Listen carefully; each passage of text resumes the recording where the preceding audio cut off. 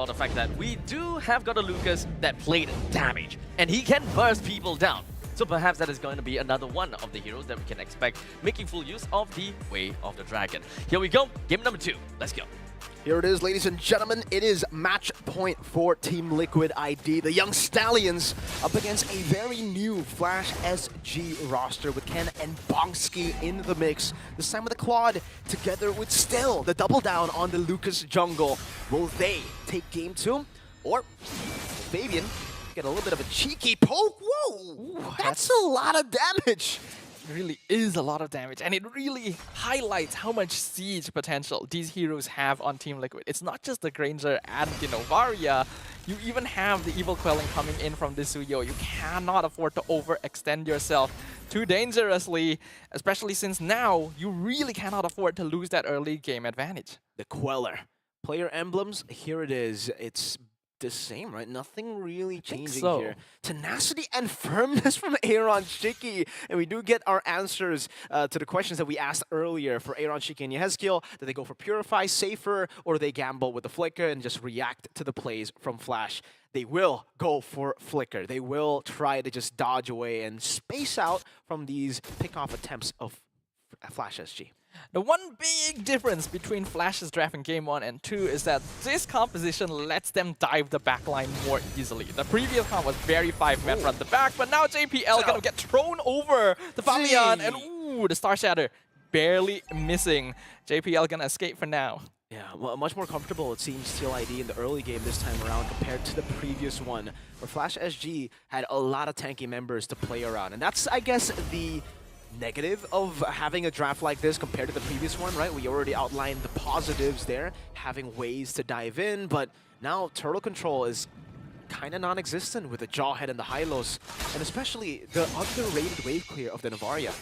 Yeah, you are sometimes surprised by how quickly Yehezkiel is able to clear up that mid lane and immediately start rotating over. The Astral Echo provides you a lot of vision, so JPL has it a lot more difficult to try and dive into the backline because there's always going to be some vision control on the Liquid side. So Kurtizi really needs to pull off some strong diversion plays this game.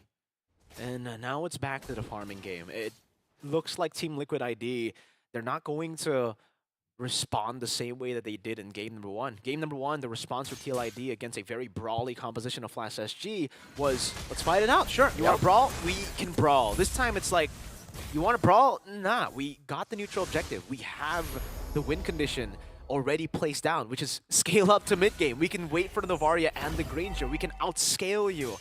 And again, this time there's no Earthel, so there's no real way of like, there's not a big power spike anymore for the gold lane. It's just Kurtizi and Hades that they have to rely on for damage in the mid game. Ooh, I think JPL looking for Fabian but not able to find it. That was a diversion committed in the mid lane too. Whoa. And Subtle Force onto Kurt, flicker away, but in the meantime, Yehezkiel gonna be jumped on by Hades. Glorious Pathway comes in from Aran from the bot side, now targeting Ken, but Witty going to end up falling as first blood to Kurtizi.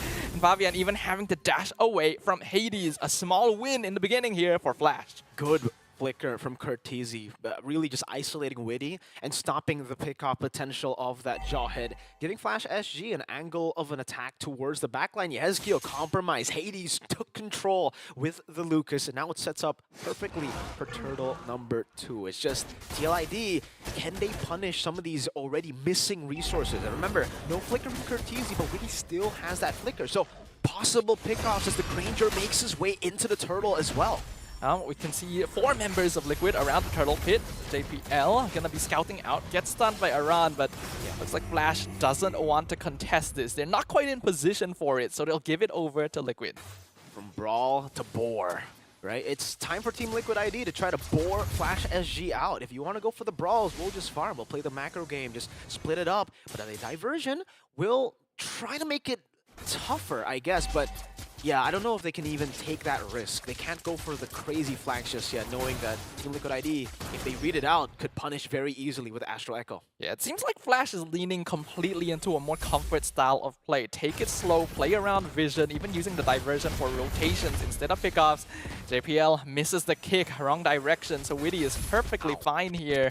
And Liquid continuing to just farm around the map, taking advantage of Flash's passiveness. It's such an annoying playstyle to deal with here, man. The pokes constantly with the Astral Echo.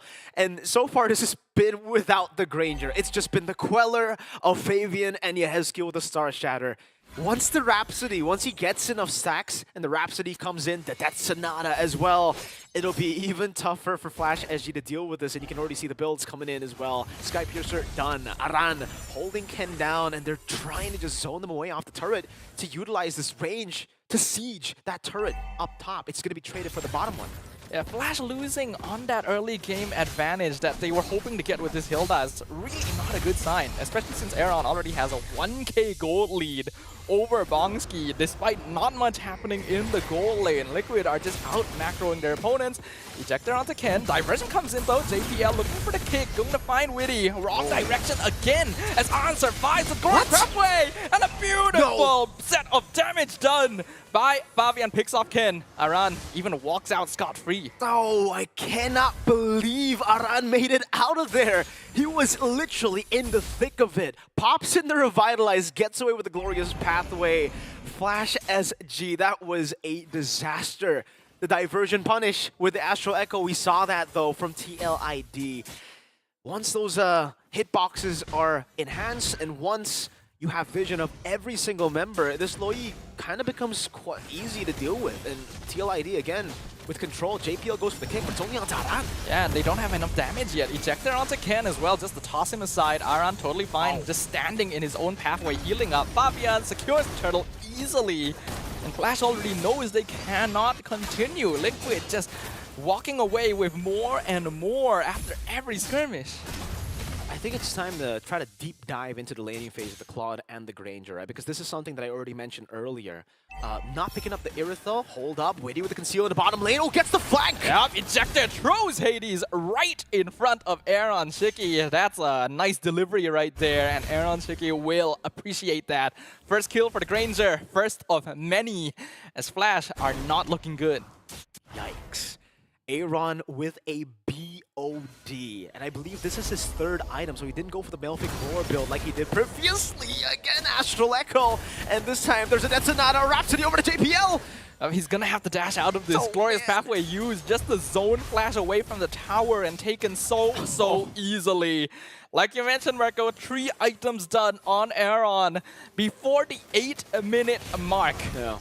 This is just a terrible situation for Flash Singapore. Diversion comes in, but Aaron flickers away. Gonna be jumped on by the Hilda, and Curtisi follows with Flicker. They finally pick off the Granger, but the rest of them are scattered. Fabian misses the Blade Surge, but JPL gets the kick onto the Suyo, right into Bongski. Fabian is picked off as Flash finally finds the trades they wanted. That was the flank that they were looking for the entire game with the diversion. And finally, as Team Liquid ID have gotten turrets, it leaves an angle of attack for Flash SG to claim some more bushes, to diversion into, you know, again, bushes that you might not predict for them to be in.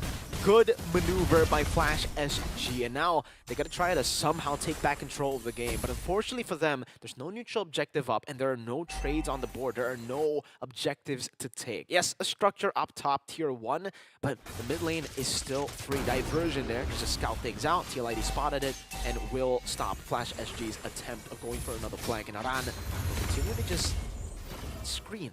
Look for Flash SG. Get information, whether or not they are still there, or if they're looking for a diversion. TLID are quick with it. They are trying to blitz it. They're blitzing it, but here comes Hades, pushes Fabian away. He dodges it with the iframes, goes for the Lord, gets picked off by Curtisi. Aaron Shiki trades for Hades though. The Lord is 50-50, and it is stolen by JPL. As now Bongski jumps in with Blazing Duet. Team Liquid are low. They've already lost 2. Aran, the next one on the menu. But a nice Star Shatter will keep JPL from chasing.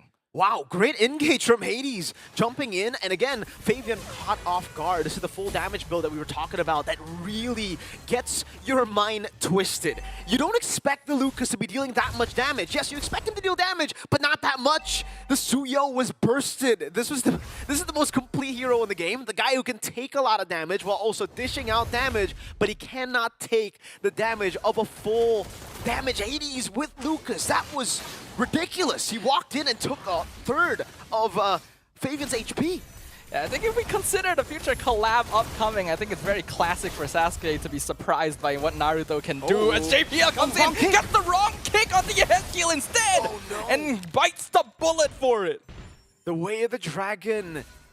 He got the Jikundo over to Aaron Shiki, but Yehezkiel was lower HP, so the auto target went to Yehezkiel.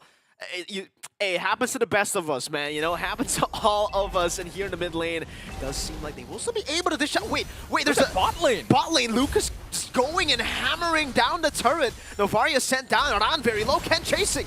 Yep, Ken wants that kill. The Hilux is so low, but not able to finish him off. Revitalize tops him up in time. And now Ken being sniped from afar. Fabian from the back line, who's surfing them once again. Aerochiki! Oh, I thought he would survive, but he was finished off by the Blazing Duet as Fabian jumps in, gets one. Bongski gonna be traded. Double kill for the Suyo. Lucas is still in the base. Hades gonna be compromised. Bad position. Now, an Astral Echo. Yep, they're gonna chase him down, but look at the regen. He's gonna push back Aran and spit in his face as the diversion brings in JPL and Curtizi. Fabian, does he want to go for more? Looks like the answer is no.